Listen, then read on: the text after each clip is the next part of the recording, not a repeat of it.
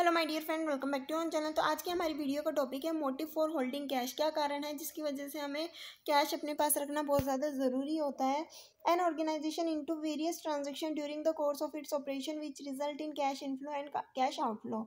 यानी कि एक ऑर्गेनाइजेशन जब कोई भी बिजनेस करती है तो बहुत सारी ट्रांजेक्शन करती है जहाँ पे कैश आता भी है और जहाँ से कैश जाता भी है। तो कैश इनफ्लो किस वजह से होता है वो हम देखते हैं। लाइक कैश में सेल की, रियलाइजेशन फ्रॉम डेटर, हमने क्रेडिट में किसी को सामान बेचा था, वो हमें पैसा वापस देने आ रहा है तो हमारे पास कैश का इनफ्लो हो रहा है। डिविडेंड हमें मिल रहा है, यानी कि हमने कहीं पे पैसा इन्वेस्ट किया था, जो हमारे पास कैश एक्सेस कैश था वो हमने इन्वेस्ट कर दिया तो वहाँ से हमें डिविडेंड मिल रहा है। तो और बहुत सारे रीज़न है जिसकी वजह से ऑर्गेनाइजेशन के अंदर कैश इनफ्लो हो रहा है, यानी कि कैश ऑर्गेनाइजेशन के पास आ रहे हैं। क्या क्या रीज़न होते हैं जिसकी वजह से कैश ऑर्गेनाइजेशन से जाता है? हमारे यहाँ पे वर्कर काम कर रहे थे, उनको हमने सैलरी पेमेंट की, वेंडर्स को हमने पैसा दिया, कॉन्ट्रैक्टर को दिया, कैपिटल एक्सपेंडिचर हुआ, ये इन सारी चीज़ों की वजह से क्या होता है, हमारा कैश का आउटफ्लो होता है। तो however the inflow and outflow are not occurring at the same time. ऐसा नहीं है कि अगर पैसा आ भी उसी टाइम रहा है, जा भी उसी टाइम रहा है, इनफ्लो भी एक टाइम पे हो रहा है, आउटफ्लो भी एक ही टाइम पे हो रहा है, ऐसा नहीं होता। ज़रूरी नहीं है कि जब इनफ्लो हो तभी आउटफ्लो हो, या फिर जब आउटफ्लो हो तभी इनफ्लो हो। And frequently there are situation where इधर द आउटफ्लो एक्सीड्स इनफ्लो। ऐसे कई बार सिचुएशन आ जाती है कि हमारे ऑर्गेनाइजेशन से पैसा तो बहुत ज़्यादा चला गया लेकिन इतना ऑर्गेनाइजेशन में आया नहीं, या फिर ऑर्गेनाइजेशन में इनफ्लो तो बहुत ज़्यादा आ गया लेकिन इतना ऑर्गेनाइजेशन से पैसा नहीं गया। तो उस केस में क्या होता है, कैश सरप्लस हो जाता है उस केस में। और जब आउटफ्लो ज़्यादा होता है, इनफ्लो कम होता है, तो उस केस में डिफिशियंसी आ जाती है, पैसे की कमी पड़ जाती है। इसलिए क्या किया जाता है, to meet payment obligation in situation where outflow exceed inflow an organisation must have sufficient cash balance. कई बार एक ऐसी सिचुएशन आ जाती है जब फर्म को पेमेंट ज़्यादा करनी पड़ जाती है लेकिन इतना पैसा आता नहीं है। तो डिफिशियंसी की केस में ऐसी सिचुएशन ना आए कि हमें क्या हो, कैश की कमी हो। तो इसलिए हम क्या करते हैं, कैश को मैनेज पहले से ही करके रख लेते हैं। सेकंड पॉइंट आता है कि there are conflicting reason for holding cash as excess और idle cash held in the system does not provide return while less cash held affect liquidity which is critical for the survival of the organization।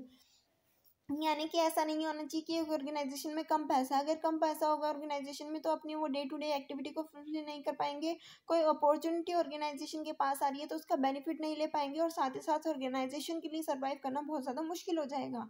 अगर access cash है एक organisation के पास तो उसको अपने पास रखने का कोई फ़ायदा नहीं है जब तक उसका हम अच्छे से यूटिलाइज नहीं करेंगे। अगर हम उस फंड्स को कहीं इन्वेस्ट करते तो हमें अच्छा खासा रिटर्न जो है ऑर्गेनाइजेशन को मिल सकता है। तो इसलिए मैनेज करना बहुत ज़्यादा ज़रूरी है।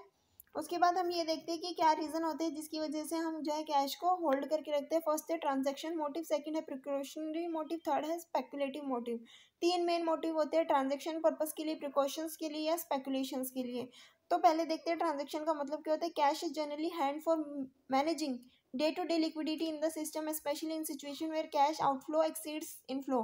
कैश हमारे पास यानी कि ट्रांजैक्शन मोटिव के लिए, जब हमारी ऑर्गेनाइजेशन में कैश का आउटफ्लो ज़्यादा होता है ना, इतना इनफ्लो नहीं हो रहा, तो उस केस में ऑर्गेनाइजेशन के पास पैसा होना चाहिए ताकि वो क्या कर सके, अपने जो भी ट्रांजैक्शन है उसको अच्छे से कर सके। ठीक है, तो ये होता है हमारा ट्रांजैक्शन मोटिव। उसके बाद आता है प्रिकॉशनरी मोटिव। प्रिकॉशनरी मोटिव यानी कि कोई अनसर्टेन सिचुएशन ऑर्गेनाइजेशन में आ जाती है, ठीक है, तो उस सिचुएशन से बचने के लिए भी ऑर्गेनाइजेशन को पैसे की नीड होती है। कैश में be held in reserve for meeting unexpected cash need. ऐसी सिचुएशन आ जाए कि एकदम से कैश की बहुत ज़्यादा ऑर्गेनाइजेशन को नीड हो जाए तो उस समय में कैश पैसा कहाँ से लेके आएंगे एकदम से। अगर पैसा होगा ऑर्गेनाइजेशन के पास तो उसका यूज़ कर सकती है, यूटिलाइज कर सकती है। कैश में भी held in reserve for meeting the unexpected cash need arising out of unforced circumstances like flood, riot, lockouts etcetera. This is known as precautionary motive of holding cash. उसके बाद आता है स्पेकुलेटिव मोटिव। स्पेकुलेटिव मोटिव का मतलब क्या है, time organisation में hold unequal amount of cash for taking advantages of the circumstances like for availing attractive cash discount, takeover of the new companies, buying securities for speculative purpose, etc. This is known as speculative motive of holding cash. As the name suggests, it is held for speculative purpose only and not in ordinary course of business.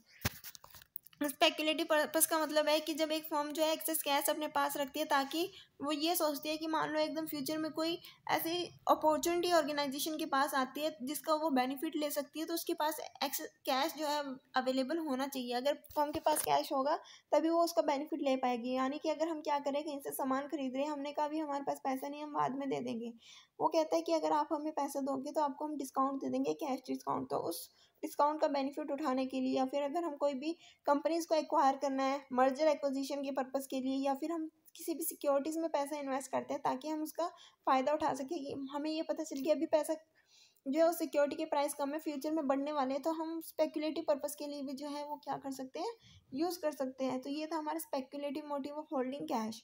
उसके बाद आता है another motive for holding cash balance is for meeting commitment like bank deposit, fix deposit etcetera. This is compensating objective of holding cash. तो ये थे हमारे cash को hold करने के मोटिव। आई होप आपको समझ में आ गए होंगे।